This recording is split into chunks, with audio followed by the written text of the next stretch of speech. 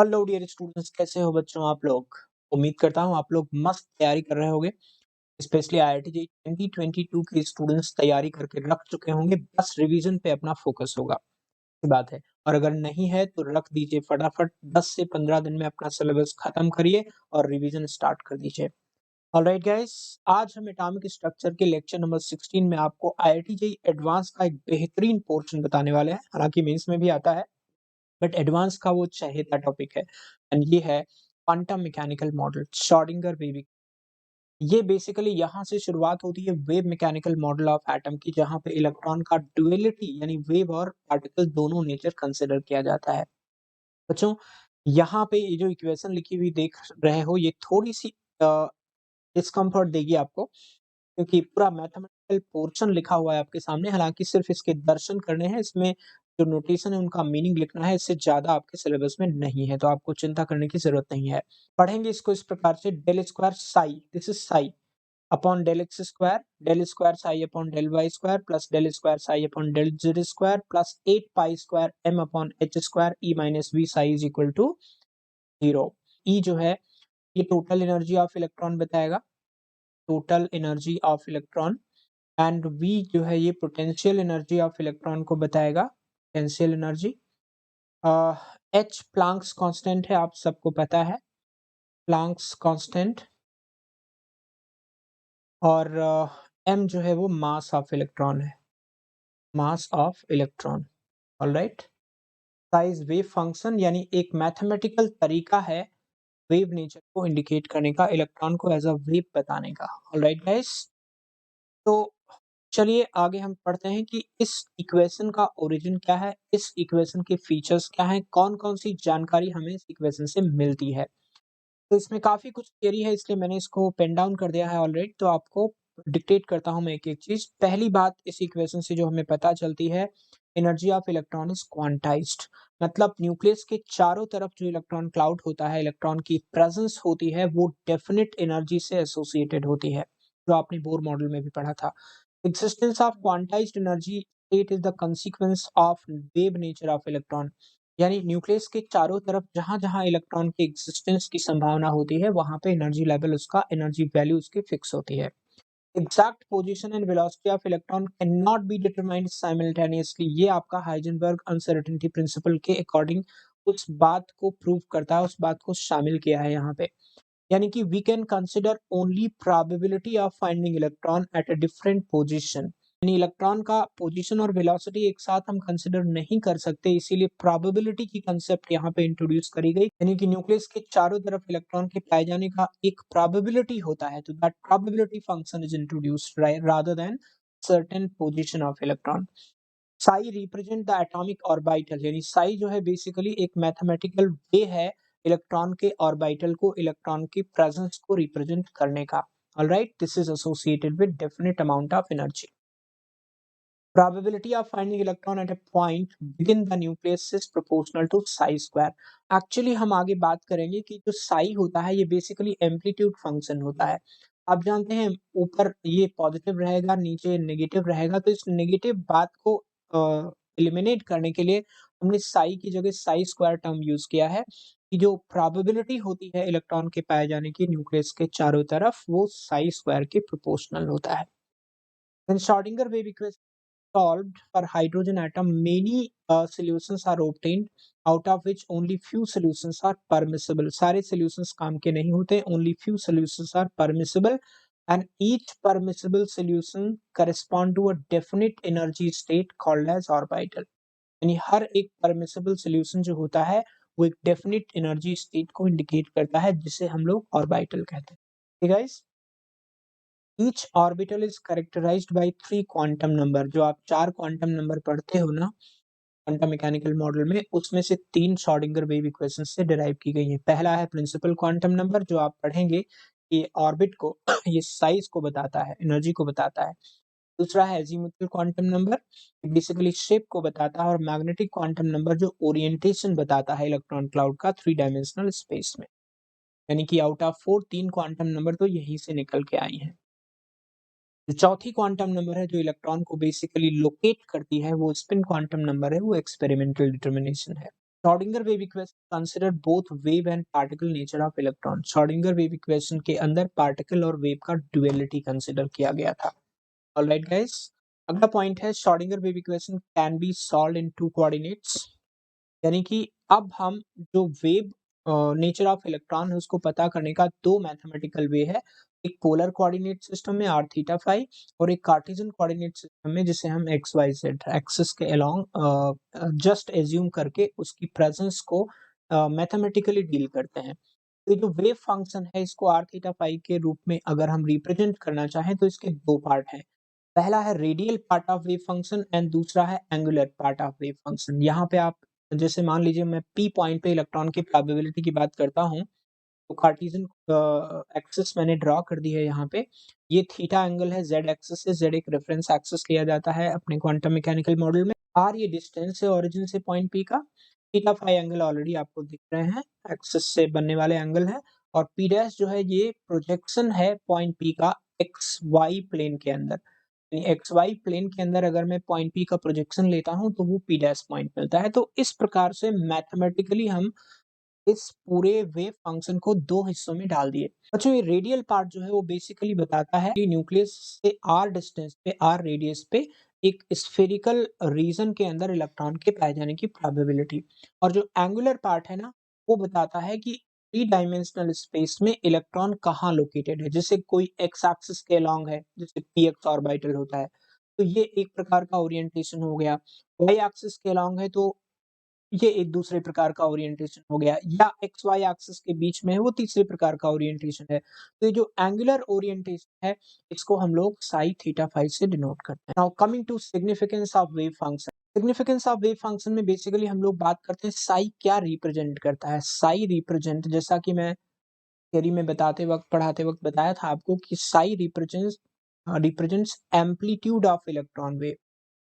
Amplitude of electron wave यानी electron के wave का एम्पलीट्यूड बताता है बेसिकली। यानी अगर मैं इसके वेव नेचर को कुछ इस प्रकार से रिप्रेजेंट करूं तो ये जो हाइट होता है या ये जो गहराई होता है ये बेसिकली बताता है एम्पलीट्यूड को, क्योंकि ये पॉजिटिव नेगेटिव दोनों डायरेक्शन में हो सकता है और प्रोबेबिलिटी कभी नेगेटिव नहीं हो सकती। इसलिए दूसरा फंक्शन डिफाइन किया साई। साई स्क्वायर बताता है, बेसिकली इसका नाम है प्रोबेबिलिटी डेंसिटी।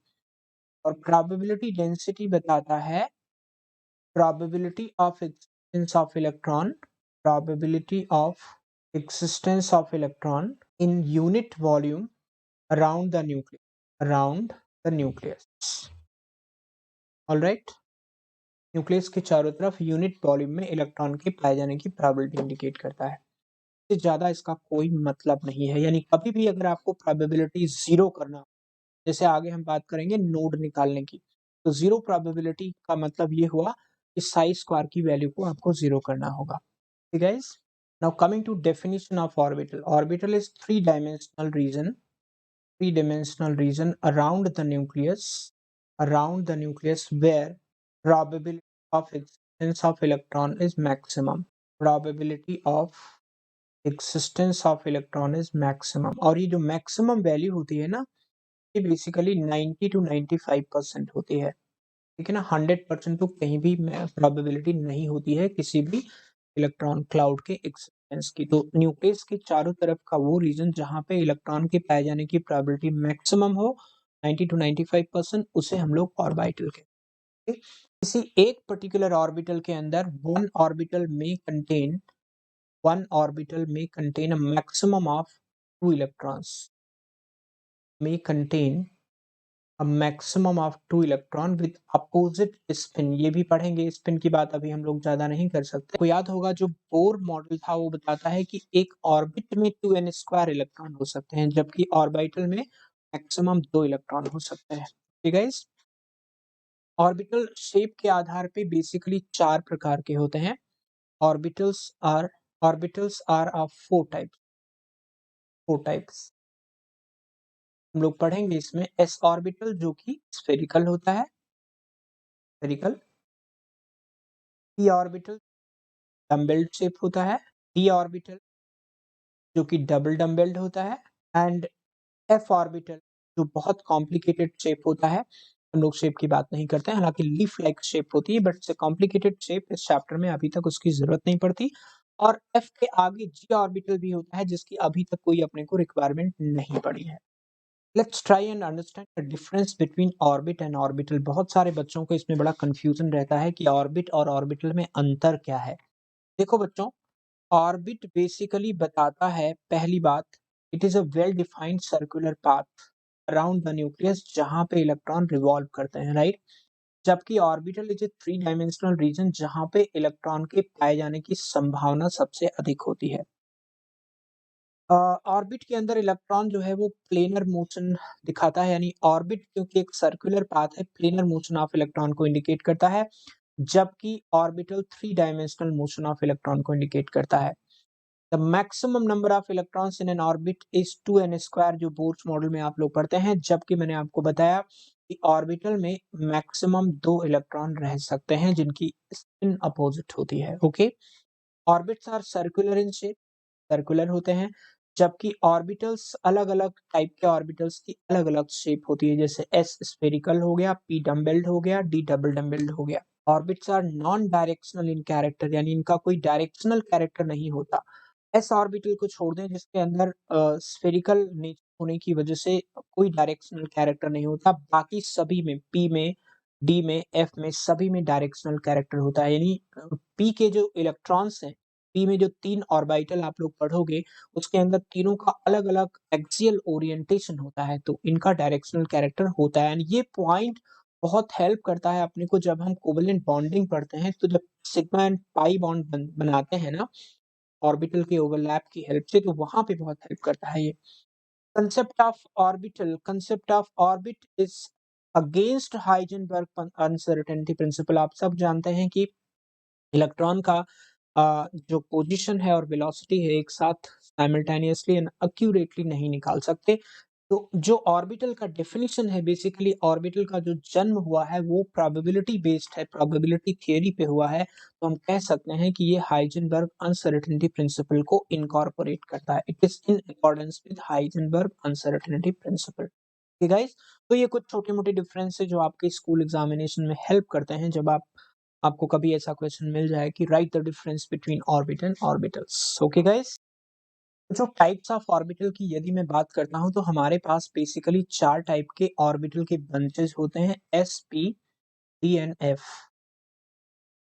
जैसा कि मैंने बताया कि एस आपका स्फेरिकल होता है, पी आपका डम्बेल शेप होता है, डम्बेल्ड होता है, डी आपका डबल डम्बेल्ड होता है,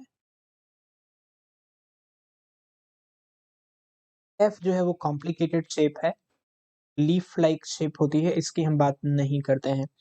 एस ऑर्बिटल के अंदर एक एक सिंगल ऑर्बिटल होता है, मैक्सिमम 2 इलेक्ट्रॉन रह सकते हैं। यहाँ पे मैक्सिमम इलेक्ट्रॉन जो है वो 2 होंगे। यहाँ पे 3 डब्बे होते हैं, बेसिकली 3 ऑर्बिटल का बंच होता है, ई सबसेल, इसके अंदर मैक्सिमम इलेक्ट्रॉन कितने रह सकते हैं? 3 इंटू 2। ऐसे ही डी ऑर्बिटल के अंदर 5 डब्बे होते हैं, 5 इंटू 2 यानी कि मैक्सिमम इलेक्ट्रॉन 10 रह सकते हैं। ऑलराइट, एंड एफ में 7 डब्बे होते हैं, यानी 7 ऑर्बिटल का एक बंच होता है ये। राइट, तो 7 इंटू 2 यानी कि मैक्सिमम इलेक्ट्रॉन 14 हो सकते हैं। राइट, और इन बंच को ना हम लोग सबसेल कह देते हैं। तो एस सबसेल कहो या एस ऑर्बिटल कहो, कोई फर्क नहीं पड़ता, एक ही डब्बा है इसके अंदर। पी सबसेल के अंदर, पी सबसेल के अंदर आपके 3 ऑर्बिटल एग्जिस्ट करेंगे, टोटल 6 इलेक्ट्रॉन। ऑलराइट, ऐसे डी सबसेल के अंदर 5 ऑर्बिटल एग्जिस्ट करेंगे, यानी कि 10 इलेक्ट्रॉन होंगे। एफ सबसेल के अंदर आपके 7 ऑर्बिटल एग्जिस्ट करेंगे, यानी टोटल मैक्सिमम ऑफ 14 इलेक्ट्रॉन होंगे। ठीक है गाइस, अब हम बात करते हैं अब हम बात करते हैं बच्चों शेप ऑफ एटॉमिक ऑर्बिटल की। आप यहाँ पे सभी ऑर्बिटल की बनी हुई शेप आप देख सकते हो। एस ऑर्बिटल क्योंकि स्फेरिकल होता है, कोई डायरेक्शनल कैरेक्टर नहीं है। यहाँ पे देखिए पी ऑर्बिटल, पी में अगर मैं इसको एक्स एक्सिस मान लूं तो ये पी एक्स ऑर्बिटल हो जाएगा। एक्स एक्सिस के along P x orbital electron density maximum है, क्योंकि एक्स के अलोंग ही पड़ रहा है ये। ऐसे ही अगर मैं इसको वाई मान लेता हूँ तो ये पी वाई ऑर्बिटल हो गया। ऐसे ही इसको मैं जेड मान लेता हूँ तो ये पी जेड ऑर्बिटल हो गया। तो P Z, P Y and P X, इस तरह से इन तीनों ऑर्बिटल्स को रिप्रेजेंट करते हैं। ऐसे हम बात करते हैं डी ऑर्बिटल, क्योंकि आप जानते हैं कि डी सबसे जो होता है या डी के जो ऑर्बिटल्स होते हैं ये बेसिकली डबल डम्बल होते हैं। ज़्यादातर में आप देख सकते हैं डबल डम्बल मौजूद है।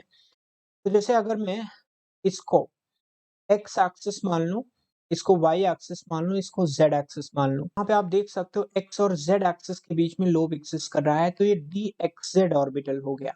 ये नॉन एक्सियल ऑर्बिटल एक्सिस के बीच में लाई करता है। इसकी इलेक्ट्रॉन डेंसिटी दोनों एक्सिस से 45 डिग्री के एंगल पे मैक्सिमम होती है। यहाँ देख सकते हैं आप, यहाँ पे इलेक्ट्रॉन डेंसिटी इसके लॉन्ग मैक्सिमम है। ये वाई जेड एक्सिस के बीच में निकल रहा है। ऑलराइट, ऐसे ही मैंने इसको x माना था, ये y माना था, ये z माना था, तो ये dy z हो गया। कैन यू चेक, ये y और z एक्सिस के बीच में है। ऐसे ही ये आपका x है, ये आपका y है, ये आपका z है, तो कैन यू चेक ये dxy ऑर्बिटल हो गया। और यहाँ पे ये x है, ये y है, उल्टा बोल दिया मैंने, ये x है और ये y है। तो ये इसको हम लोग बोलते हैं dx square minus y square, ये एक्सिस के अलोंग है, एक्सियल ऑर्बिटल बोलते हैं। और ये dz स्क्वायर होता है। यहाँ पे देखेंगे एक लोब z एक्सिस के अलोंग है और एक डोनट है जो x और y प्लेन के बीच में लाई करता है, यानी x एंड y प्लेन में लाई करता है। यानी यहाँ पे हर एक्सिस के अलोंग कुछ ना कुछ इलेक्ट्रॉन डेंसिटी होगी।